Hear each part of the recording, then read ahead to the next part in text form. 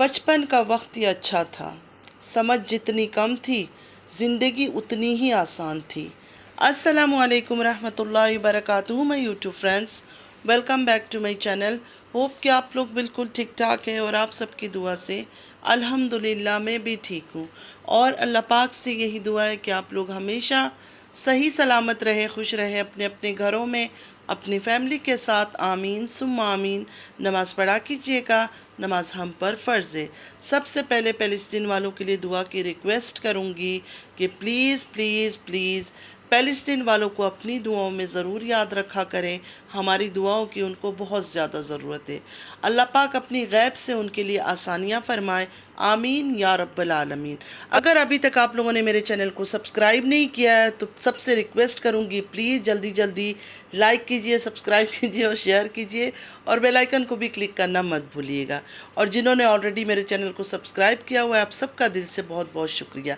चलिए स्टार्ट करते हैं आज का रिएक्शन। आज मुझे पता चला कि बाबर के घर तीसरा बेटा हुआ है, तो बाबर को, बाबर की फैमिली को, सुमेरा को, सबको मेरी तरफ से बहुत बहुत बहुत मुबारकबाद बेटे की खुशी में।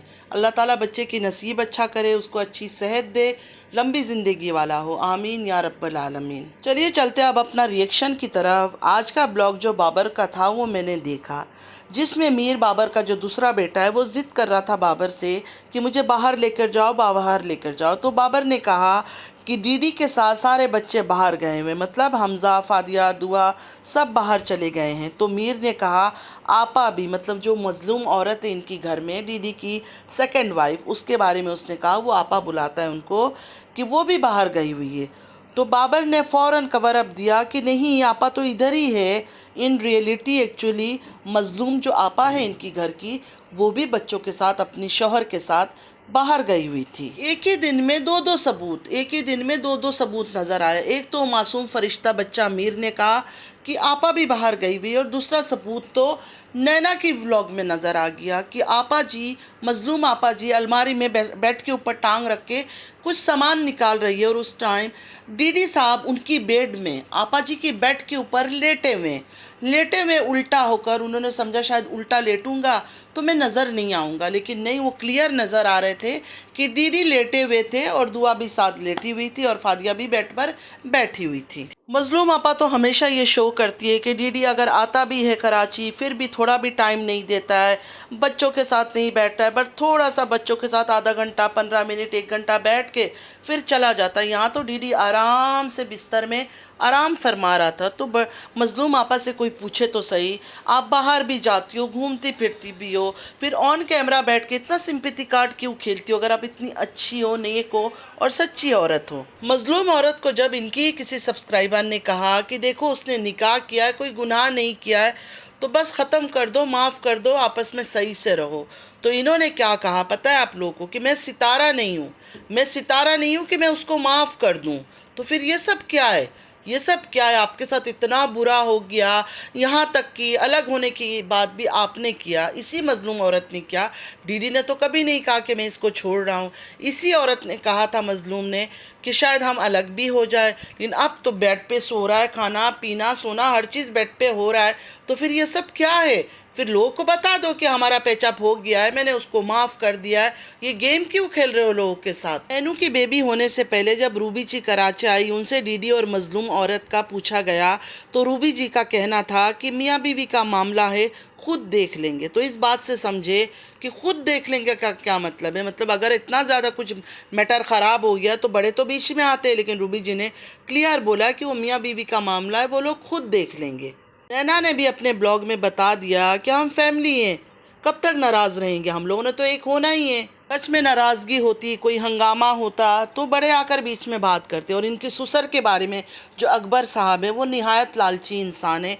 उन्होंने सिर्फ रिएक्शन खेला पैसे और व्यूज़ के लिए, और किसी चीज़ के लिए नहीं। अभी उनको भी रोक दिया गया है, क्योंकि अब उनकी हरकतें जो है ना, लोगों को नज़र आ रहा है, लोगों को पता चलने लगा था कि यह आदमी तो रिएक्शन में ड्रामे कर रहा है। इस वजह से उन्होंने अब रिएक्शन को थोड़ा सा, कुछ दिनों से उन्होंने रिएक्शन बंद किया हुआ है, क्योंकि हकीकत लोगों के सामने आ रही थी।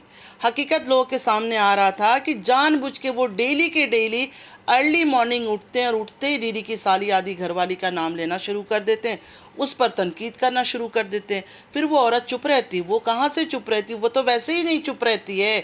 दीदी की जो साली है उसको तो एक बात करो वो 10 बात सुनाने वाली औरत है। तो ये जानबूझ के उसको छेड़ते थे कि तू मैं करे, तुम्हारा भी व्यूज़ आए, हमें भी व्यूज़ मिले। लोग इनकी कमेंट्स में जो प्यार देते हैं ना उस औरत को देखकर मुझे हैरानी होती है कि लोगों को पता है कि ये पूरा ख़ानदान किस तरह के हैं, फिर भी लोग इतना कैसे भरोसा कर लेते।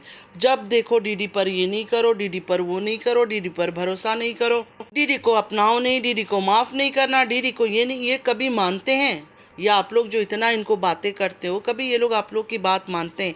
तारा ने आज तक आप लोग की बात मानी है?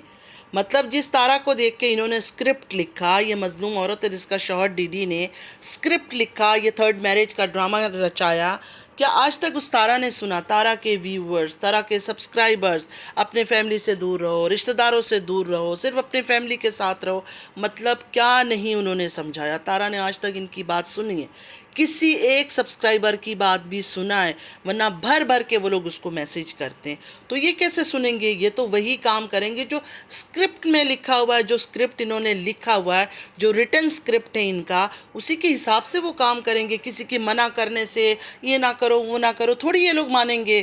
तारा ने जब अपने शौहर का शादी का बताया यूट्यूब में आकर, तारा के शौहर को भर भर के बाल्टी बकेट भर भर के गालियां देते थे लोग, और तारा सुन सुनकर सिंपैथी लेती थी। रोना धोना, अपसेट रहना, बच्चों की उदासी, बच्चे उदास। शुक्र है उसने बीमारी का बच्चों का खेल नहीं खेला। इस बात से मैं बिल्कुल वो हूँ कि बच्चों की बीमारियों का गेम नहीं खेला। लेकिन ये जो मजलूम औरत है ये तो इतनी तेज़ है, हर दूसरे दिन बच्चों का बीमारी का रोना, और इसका हालत भी सही में इसके शौहर डीडी को भर भर के लोग गालियां दे रहे हैं। और इसको तो पहले से ही गालियां देते थे, और अब तो बीवी ने जब ये रोना लेकर बैठ गई कि इसने तीसरी शादी कर ली, उसको और गालियां मिल रहा है, बीवी को सिंपैथी मिल रही है, लोगों का व्यूज़ मिल रहा है। तो सारा व्यूज़ के लिए तो कर रहे हैं ये लोग, सारे व्यूज़ के लिए तो कर रहे हैं। जब लोग हमें व्यूज़ देते तभी तो हमारा डॉलर बनता है। अगर यूट्यूब में लोग हमें देखेंगे तभी तो हमारा डॉलर बनेगा। 1000 लोग जब देखते हैं, पूरी वीडियो को आपका वॉच करते हैं, जितने देर का भी वीडियो है, उसके बाद फिर 1 दरम बनता है। 1000 लोग जब पूरा व्यूज़ आपको देंगे, पूरी वीडियो देखेंगे, तब जाकर $1 आपका बनता है। तो इनको तो दिन में 30,000, 40,000, 50,000, कभी कभी लाख भी क्रॉस कर जाता है। 50 से तो कम होता ही नहीं है इनका व्यूज़। तो इसी वजह से तो ये लोग ये खेल खेल रहे हैं। वरना इस मैडम को, मजलूम औरत को तो अपने शौहर का पहले ही पता था कि ये बदनाम है ज़माने का, हर जगह मुंह मारता है, किस किस लड़की की इसने ज़िंदगी ख़राब की है। फिर भी खुश थी, ये बिल्कुल खुश थी, उसके साथ मुतमईन थी, ज़िंदगी रिलैक्स गुजार रही थी। लेकिन यूट्यूब बनने के बाद इनको पता चल गया कि तारा ने जब इतने पैसे कमा लिए है हस्बैंड की दूसरी शादी को लेकर यूट्यूब में आकर, तो हम क्यों पीछे रहे? हम तो तीसरी शादी करवाएंगे और लोगों को दिखाएंगे कि देखो वो तो अपनी बीवी के साथ सारा दिन घूमता है। यहाँ मैं तो बिल्कुल मजलूम, मेरे बच्चों का भी वो ख्याल नहीं करता है, सिर्फ अपनी दूसरी तीसरी बीवी के साथ घूम रहा है, फिर रहा है, ऐश कर रहा है। और डीडी तो जानबूझ के वो दिखा रहा है, वो तो जानबूझ के कर रहा है। मैं पहले दिन से आप लोगों को कह रही हूँ कि डीडी जो चीज़ें दिखा रहा है ना, बेशक उसने शादी किया होगा, लेकिन ये जो दिखा रहा है ना बढ़ चढ़ के, ये सिर्फ और सिर्फ व्यूज़ के लिए। और व्यूज़ सिर्फ उसको नहीं मिल रहा है, दीदी को इस व्यूज़ से सिर्फ फ़ायदा नहीं हो रहा है, सबसे ज़्यादा फ़ायदा इस मजलूम औरत को हो रहा है। इतनी सी बच्ची है, इसकी दुआ, हर दूसरे दिन दुआ को फीवर आ जाता है। कभी उसको चेस्ट का प्रॉब्लम, कभी कफ हो रहा है, कभी कुछ हो रहा है, कभी ब्रीथिंग इश्यूज़ आ जाता है, पता नहीं क्या क्या उसके बारे में बोलती है। यहाँ यूट्यूब में आकर सिंपैथी कार्ड खेलती है। अगर डीडी उसको पैसे भी नहीं दे रहा है तो इतने पैसे तो मजलूम औरत के पास होगा कि अपने बच्चे को किसी चाइल्ड स्पेशलिस्ट के पास दिखा दो, कोई अच्छा डॉक्टर को दिखाओ कि उसका फुल चेकअप करे, पता चल जाएगा क्या बात है। इंशाअल्लाह ताला अल्लाह ने ज़िंदगी रखी उसकी तो पता चल जाएगा। ये हर दूसरे दिन का बीमारी का ड्रामा यूट्यूब में आके क्यों खेल रही हो? जाओ जाके यूट्यूब का एक दिन अगर ब्लॉग भी नहीं बनाओगे, कोई तूफ़ान नहीं आ जाएगा, कोई कहत नहीं आ जाएगी, कोई मौत नहीं हो जाएगा किसी का। बच्ची को जाके दिखाओ, डॉक्टरों के पास लेकर जाओ, 2 मिनट में उठाकर पता नहीं किस डॉक्टर के पास ले जाती है और ले आती है उठाकर। देखिए ज़िंदगी मौत बीमारी हर चीज़ अल्लाह के हाथ है।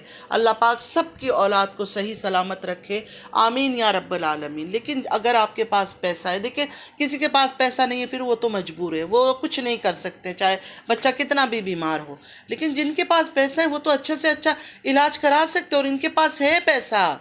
ऐसा नहीं है कि इनके पास पैसे नहीं है, लेकिन इन्होंने किसी अच्छे डॉक्टर के पास, किसी अच्छे हॉस्पिटल में, किसी स्पेशलिस्ट के पास नहीं लेकर जाना है बच्ची को। ज़्यादा पैसे खर्च हो जाएंगे, पैसे तो इन्होंने जमा रखना है। और एक बात मेरी आप लोग लिख कर रख ले आज, अगर डीडी और इसकी बीवी के बीच सच में नाराज़गी होती, अंडरस्टैंडिंग नहीं होती, तो ये जो मज़लूम औरत आज रिएक्शन खेलना शुरू कर देती है और बातें करना शुरू कर देती है, ऐसा कभी ना करती।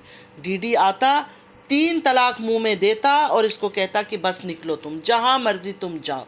इनके बीच अच्छा खासा अंडरस्टैंडिंग है, तभी ये लोग रिएक्शन खेल रहे हैं सिर्फ यूट्यूब में व्यूज़ के लिए। जो मर्द निहायत कमीना हो ना और उसका दिल ही ना हो बीवी के ऊपर या बच्चों के ऊपर, वो सीधा मुंह पर तलाक दे के निकाल देगा कि जाओ भाई तुम अपना रास्ता देखो, मेरे साथ तुम्हारा नहीं बन सकता है। लेकिन यहाँ तो फ़ायदा देखा जा रहा है, यहाँ मियाँ बीवी मिलके सिर्फ और सिर्फ गेम खेल रहे हैं, लोगों को उल्लू बना रहे हैं। जो ये औरतें हैं ना इस ख़ानदान की, यासीन ख़ानदान हो अकबर ख़ानदान हो, दोनों के बारे में मैं बात करूँगी कि ये लोग सिर्फ और सिर्फ ड्रामा कर रहे हैं। अपने शौहर को विलेन बनाकर खुद मजलूम बन रहा है। हस्बैंड के साथ अच्छा खासा अंडरस्टैंडिंग है, उनको समझा दिया, गाली देंगे तो क्या फ़र्क पड़ेगा, पैसे तो आएगा हमारे पास। तो वही खेल खेला जा रहा है। और रही बच्चों के लिए कुर्बानी, कोई औरत अगर बच्चों के लिए कुर्बानी करती है ना, सेक्रीफाइस जो कहते हैं माँ करती है, तो वो माँ कभी भी सोशल मीडिया में आके उसके बच्चों के बाप को बदनाम, गलीज़, गंदा कभी ना दिखाए, कभी नहीं दिखाती। वो अपने बच्चों के लिए हर दर्द सहकर खामोश रह जाती। तो सबसे यही कहूँगी, जैसे तारा के बारे में आप लोग खुद कहते हो कि हमने तो इस औरत पर अंधा एतबार कर लिया था, ये कर लिया था, वो कर लिया था, लाइवों में मैं सुनती थी। तो अब दोबारा आप इस औरत को भी वही मौका दे रही हो।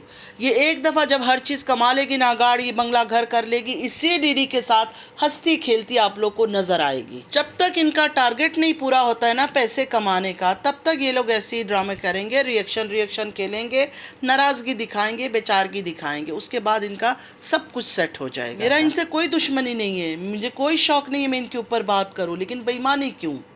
जब लोग आपको वैसे ही व्यूज़ दे रहे हैं तो इतना बड़ा बेईमानी मक्कारी का गेम क्यों खेलना? सिर्फ ज़्यादा पैसों के लिए लोगों को धोखा देते हो, लोगों के इमोशन से खेलते हो, ये सबसे बड़ी घटिया चीज़ है इनमें। तो फ्रेंड्स आज के लिए इतना ही। आई होप कि आज का वीडियो आप लोग को अच्छा लगा होगा। अगर अच्छा लगा है तो लाइक सब्सक्राइब शेयर ज़रूर कीजिएगा। नमाज़ पढ़ा कीजिएगा, नमाज हम पर फ़र्ज़ है। अल्लाह पाक हम सबको नेक हिदायत दे, आमीन या रब्बल आलमीन। चलती हूँ दुआ में याद रखिएगा। ज़िंदगी रही फिर मुलाकात होगी। अल्लाह हाफिज़।